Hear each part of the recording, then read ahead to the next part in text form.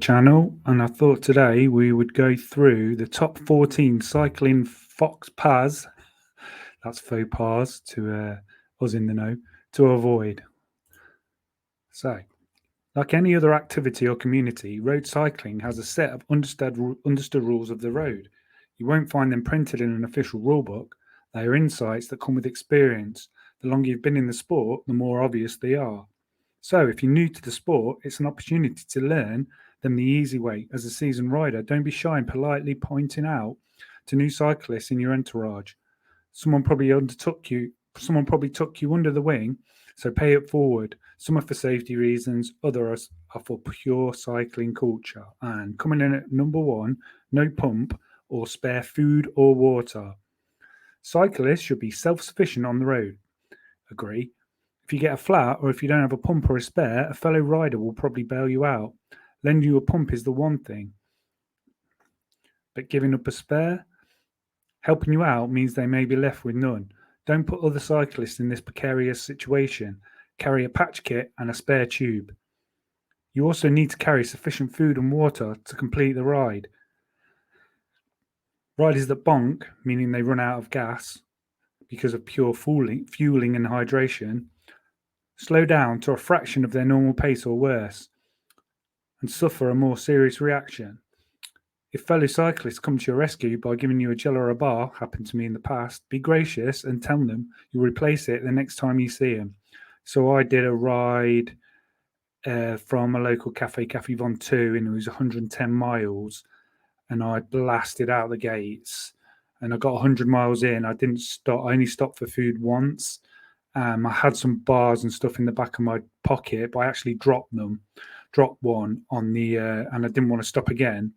And I was 10 miles from the end, going up a big climb, and I literally ran out of energy totally, and I had to beg for some food off a couple of ladies that I went past. I saw them at the end, and I offered to buy them some more food, which they declined. But yeah, I agree with this. If someone gives you something, try and pay it back in kind. If not, then at a later date. Littering, that's a massive no-no. So when you flat on your ride and change your tube, don't leave it. No, take it in your pocket, put it in the next bin, roll it up and tuck it in your back pocket, which is basically what I've just said. Used inner tubes can be good in many useful ways, including being patched for reuse. I've got so many used inner tubes, and I just always put a new one in. I know it's wrong, probably shouldn't do it, but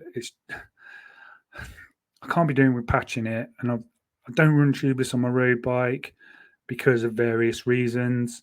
So tubes for me always for the win. Stuff the wrappers and pull tabs from consumed gels and bars into a rear pocket. That's a no-brainer. Don't litter. Even in non-cycling terms, don't litter. Littering is bad. I hate people who litter. I don't hate them, but I hate it when people litter. A used food wrapper can be used to boot a damaged tyre to get you home. If that happens to you, be happy to have one handy. I've never thought of that, but it kind of makes sense.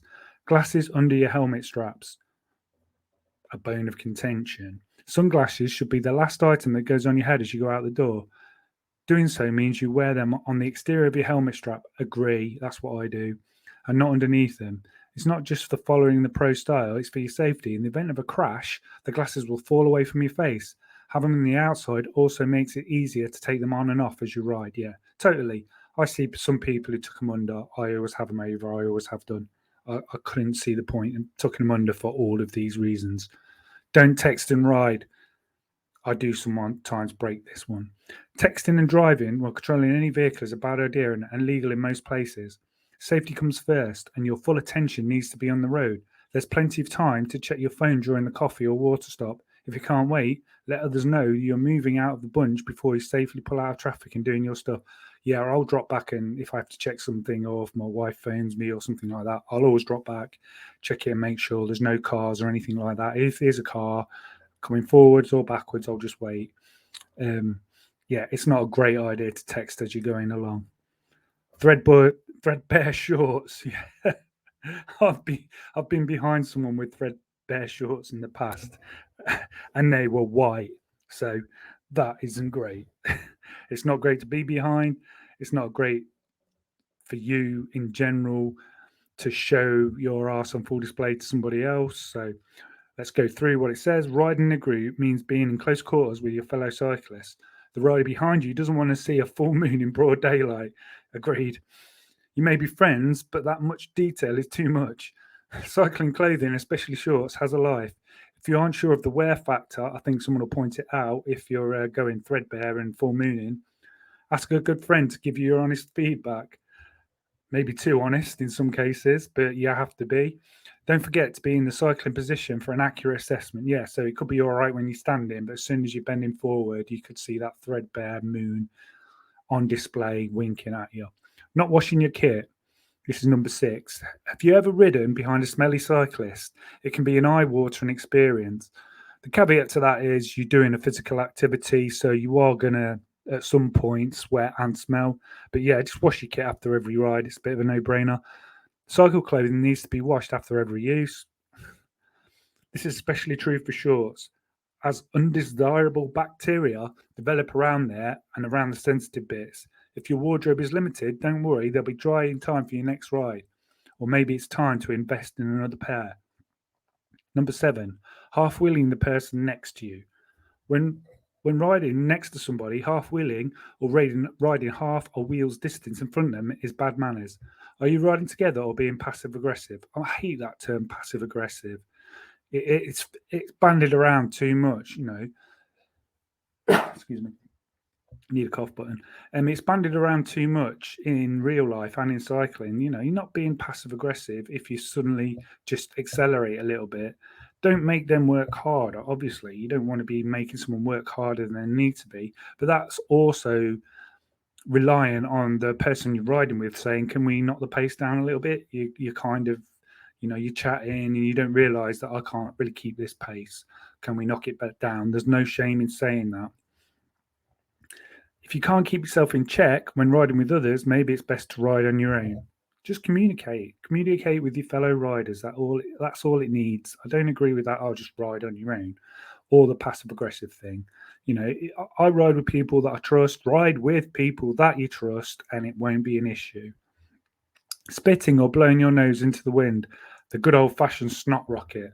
If you need to empty the contents of your mouth or nose, there's a safe way of doing it without putting others at risk of being an unlucky target. Yeah, this is a no-brainer. Yeah, so signal, move out the way, and get on with your business. Don't do it when people are behind you. I've been the recipient of said snot rocket, and it's not much fun. Or spitting, none of that. Just you can easily just ride over to the side of the road or drop back. Number 9, wearing underwear under your riding shorts. No. It might seem a good idea when you first start riding, but believe me, once you've experienced the chafing that comes with it, you will stop in a hurry. So wearing underwear underneath your riding short screams rookie to the more experienced. Cycling shorts are worn directly against the skin. It's not gross, everyone does it, and precisely why shorts needed to be washed after every use. Wearing something underneath adds bulk and seams, which can quickly cause massive irritation due to friction between you and the saddle. Yeah, you do it once and you learn. If you're a bit conscious, just put a normal pair of shorts over your cycling shorts, so you've got a layer to protect your perceived modesty, but also you're not, like it says here, something underneath that's something that's next to your skin. It's just going to chafe. I've never seen anyone do this. Number 10 is taking a triathlon bike to a group ride. Yes, that triathlon bike looks hot and fast. Don't agree. I'm not a triathlon fan. I'm not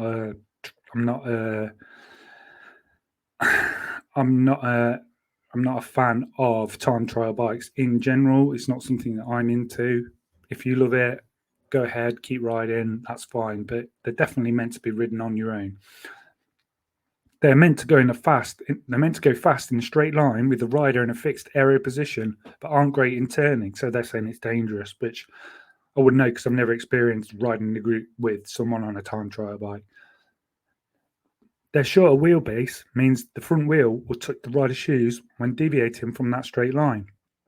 Even on an aero bike, that can happen. It happens on my Swift. If you're not careful, You just, with a short wheelbase, it can happen. So you just have to be conscious of that. It's a recipe for disaster on a group ride. Seasoned triathletes have a road bike for training, so bring it to a group ride and keep the bike for when training alone. Number 11, riding clipless pedals for the first time in a group ride. Getting new gear is fun, especially as you progress in the sport, but don't show up to a group ride with clipless pedals if you just got them. You are a rolling hazard until you're proficient in their use. Practice clipping in and out on a patch of grass on your own before using them. Yeah, definitely. Even so, like trying to track stand, learn all that kind of thing, you can be prone to falling off. If you're going to practice track standing, clipping in and out, just make sure there's no one around you that you take out. I've actually done that and it was quite embarrassing. Number 12 is passing on the inside of corners. As tempting as it may seem, cyclists should never pass another rider inside on a corner. That's a no-brainer. Go on the outside. It's a very dangerous move, and a crash is almost always the result because they don't know you're there and they're not expecting it. Passing should always take place on the outside. Not saying hello to a fellow cyclist on the road. If you're on a bike, you're part of the cycling community. When you see another rider on the road, say hello. A nod of the helmet or a quick wave of the hand will do. 100%. There's nothing more annoying than when you see a rider pass you and they don't wave back. If a rider is on the other side of the road and looks in distress, always check and see if they're okay. Definitely part of the unwritten cycling code. This is not only polite, but you may be in a similar position one day and will appreciate the gesture. Number 14, the last one, don't be a knuckle dragger. Man, seeing a woman right in front of you is not your cue to pick up the pace and blow past them. Many do, but sit up after thinking the job is done. But to your surprise, she caught you and returned the favour and dropped you. Yes, most men are stronger riders, but not all. Show your class and respect. Show your class and respect to everybody. It doesn't matter if they're female or not. Obviously, you just show respect to everyone. That's a no-brainer. I don't think you need to single out whether they're female or not to show respect. Just show respect to everybody on the road, irrespective if they're a pedestrian, another cyclist, a guy, someone in a car. Just show respect in life in general and on the bike, and I don't think you'll go far wrong. So that's it for today's quick video. I just wanted to look at these 14 recommendations, and hopefully you'll all out there will get something out of it. So for now, bye everyone.